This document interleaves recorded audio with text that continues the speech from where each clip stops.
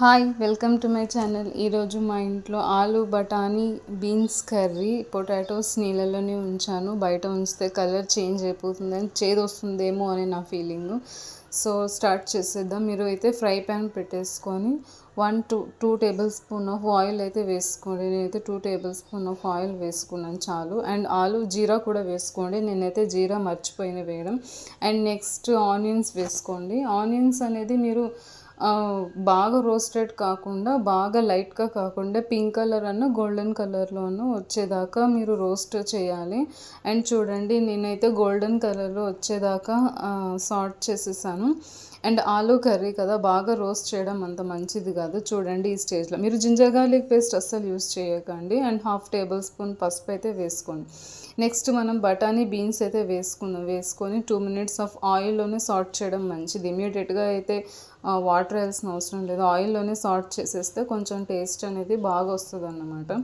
నేనైతే 2 నిమిషాలు అలాగే సార్ట్ చేశాను. And 1 table spoon of salt వేసి మళ్ళీ కలపండి. సాల్ట్తో పాటు చిల్లీ పౌడర్ కూడా వేయచ్చు కదా, సార్ట్ చేయాలి. ఎందుకంటే మనం ఎంత సార్ట్ చేస్తే అంత కర్రీ అనేది అంత బాగా వస్తుంది అన్నమాట. అండ్ నెక్స్ట్ మనం నీళ్ళల్లో పెట్టుకున్న పొటాటోస్ ఉంటాయి కదా, పొటాటోస్ మొత్తం వేసేయండి. వేసేసిన తర్వాత మళ్ళీ కలపండి. ఎందుకంటే మీరు ఇందాకే చెప్పాను కదా, కర్రీ అనేది మీరు ఎంత బాగా కలుపుతారో అంత బాగా టేస్ట్ వస్తుంది, తర్వాత కింద మాడిపోకుండా ఉంటుంది. And 1 table spoon of chilli powder వేసుకున్నాను. మీరు గ్రీన్ చిల్లీస్ వేసుకుంటే మీరు చిల్లీ పౌడర్ స్కిప్ చేసుకోవచ్చు. నేను గ్రీన్ చిల్లీస్ వేయట్లేదు కాబట్టి చిల్లీ పౌడర్ యూస్ చేసుకున్నాను. అండ్ బాగా కలిపేసిన తర్వాత 2 మినిట్స్ అలాగే వదిలేయాలి. అండ్ 2 మినిట్స్ తర్వాత మళ్ళీ తీసి మళ్ళీ కలపండి. ఎందుకంటే దీంట్లో కొంచెం రిస్క్ ఉంది. ఏంటంటే మీరు ఎవ్రీ మినిట్ తీసి కలపాల్సి వస్తుంది.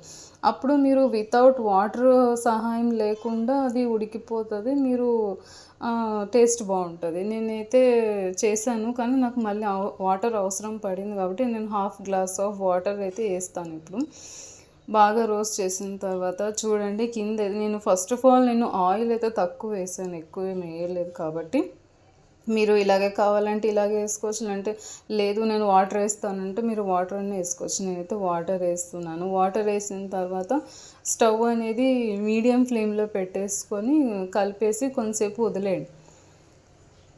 చూడండి నేను ఎలా కలుపుతున్నాను. వాటర్ వేసిన తర్వాత అలా కలిపేసుకొని నేను చూపించినట్టు వదిలేసేయండి.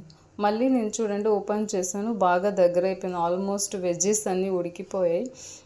ముఖ్యంగా ఆలు అనేది తొందర ఉడుకుతుంది, బఠానీ కూడా, బీన్స్ అన్ని ఇంగ్రీడియంట్స్ కూడా తొందర ఉడుకుతుంది. కాబట్టి మీరు వాటర్ తక్కువ వేసుకోవడం మంచిది. బాగా కలిపేసుకోండి. కలిపేసిన తర్వాత మీరు కొంచెం దగ్గరగా వదిలేసే వరకు కలిపితే మంచిది. చూడండి ఇంతే అయిపోయింది. ఈ వీడియో నచ్చితే లైక్ చేయండి, షేర్ చేయండి. మరిన్ని అప్డేట్స్ కోసం నా ఛానల్ సబ్స్క్రైబ్ చేసుకోండి.